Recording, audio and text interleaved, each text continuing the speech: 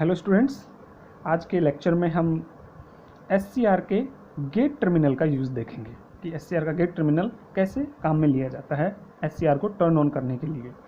अब तक हमने देखा था एससीआर को वोल्टेज अप्लाई करके ऑन करना। इस लेक्चर में हम उसका करंट मोड ऑपरेशन देखेंगे। पिछले जो उसमें हमने देखा था कि वोल्टेज मोड ऑपरेशन थे, जिसमें हम उसमें वोल्टेज अप्लाई करते थे, फॉरवर्ड ब्लॉकिंग मोड आता था, कंडक्शन मोड था और रिवर्स ब्लॉकिंग मोड थे। वो तीनों मोड वोल्टेज के थ्रू हमने देखे थे। इसमें हम देखेंगे करंट मोड ऑपरेशन करंट के थ्रू कैसे ऑन करते हैं, और ये करंट जो होगी वो हम इसके गेट पे अप्लाई करेंगे।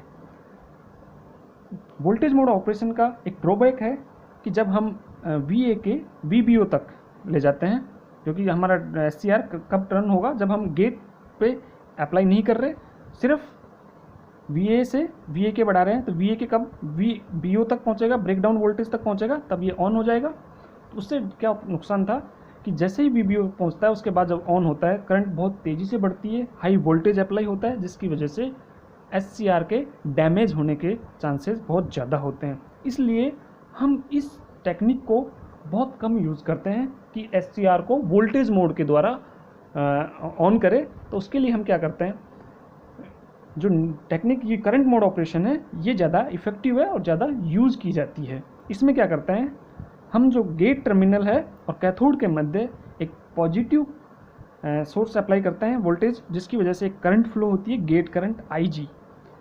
ये गेट करंट क्या करती है, जंक्शन J2 का ब्रेक डाउन पहले ही करवा देती है। अवलांच ब्रेकडाउन जो होता है वो रिक्वायर्ड वोल्टेज जो था वोल्टेज ऑपरेशन में उससे कम वोल्टेज पे ब्रेकडाउन हो जाता है, जिसकी वजह से क्या होता है कि जो हमें VBO तक पहुंचने की आवश्यकता नहीं होती है, उससे पहले ही ब्रेकडाउन हो जाता है और ट्रांजिस्टर SCR ऑन हो जाता है।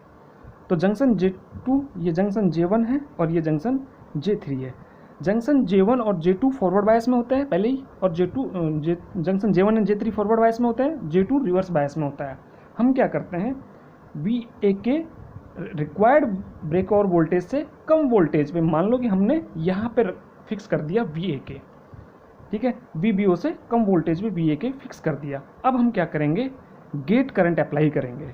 गेट करंट अप्लाई करेंगे तो क्या होगा, ये जो N लेयर है ये हाईली डोप्ड होती है compare to this P layer. Electrons का यहाँ से जब ये फॉरवर्ड बायस में आएगा तो इलेक्ट्रॉन्स का मूवमेंट शुरू हो जाएगा इस लेयर के बीच में, जंक्शन J3 के और P और N के मध्य इलेक्ट्रॉन्स का मूवमेंट शुरू होगा, जिसकी वजह से जंक्शन J2 में जो डिप्लीशन लेयर होगी होल्स की वजह से उसको ये जंक्शन उसको कम कर देगा, रिड्यूस कर देगा, और इसका ब्रेक डाउन वोल्टेज जो होगा वो डाउन हो जाएगा। यानी कि जो रिक्वायर्ड वोल्टेज था पहले उससे कम वोल्टेज पे ही ब्रेक डाउन हो जाएगा। तो क्या होगा, समझ में आई बात। IG जो करंट फ्लो होगी वो होगी VGG, ये जो वोल्टेज सोर्स अप्लाई कर रहे हैं गेट पे, माइनस P और N के मध्य जो फॉरवर्ड वोल्टेज ड्रॉप होगा मिनिमम लगभग 0.6 वोल्टेज के, डिवाइडेड बाय RG। ये जो करंट होगी IG ये होगी VGG माइनस ये जो वोल्टेज ड्रॉप इस जंक्शन के बीच में, मैं इसको VBE ऑन लिख देता हूँ, डिवाइडेड बाय RG। ये जो करंट फ्लो होगी IG होगी, और इसकी वजह से ये ब्रेक डाउन जल्दी हो जाएगा।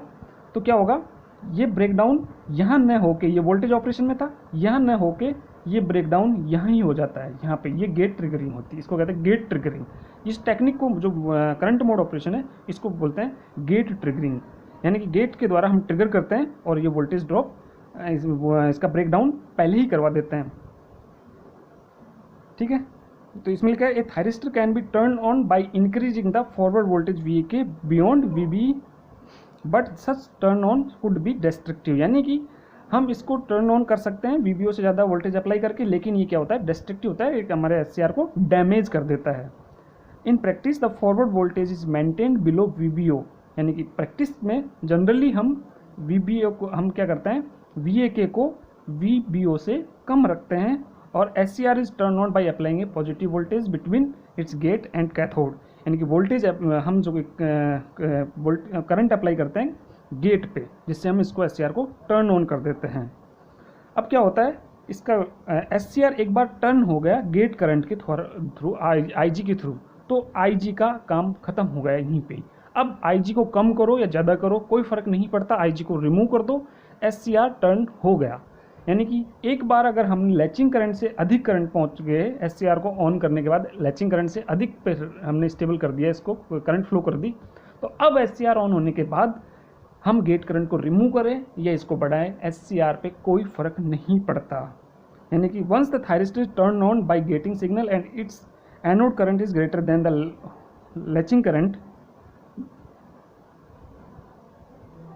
the device continue to conduct due to the positive feedback even if gate signal is removed। समझ, यानी कि एक बार अगर SCR ऑन हो गया और जो करंट होगी वो लैचिंग करंट से अधिक होगी, तो क्या होगा, SCR ऑन हो गया, अब इस पर गेट का कोई इंडिपेंडेंट हो गया वो गेट करंट से। और जो इसका VI करेक्टरिस्टिक होगी, उस VI करेक्टरिस्टिक में क्या होगा, हमने यहाँ देखा था, अगर हम इसमें अब तक हमने यहाँ पे क्या था, गेट ओपन रखा था, इसको गेट से भी कनेक्ट कर दें तो क्या होगा, ये जो ब्रेकडाउन है वो यहाँ पे पहले ही हो जाएगा, ये डॉटेड लाइन है, यहाँ ब्रेकडाउन, ये भी यहाँ पहले ब्रेकडाउन हो जाएगा और इसको बोलेंगे हम गेट ट्रिगरिंग। समझ में आ गया, VI करेक्टरिस्टिक यहाँ VBO तक न जाके पहले ही ब्रेकडाउन हो जाएगा और यहीं से ये हमारे कंडक्शन मोड में चले जाएगा, यानी कि यहाँ इससे पहले ही कंडक्शन मोड में चले जाएगा, तो इसको हम बोलते हैं गेट ट्रिगरिंग।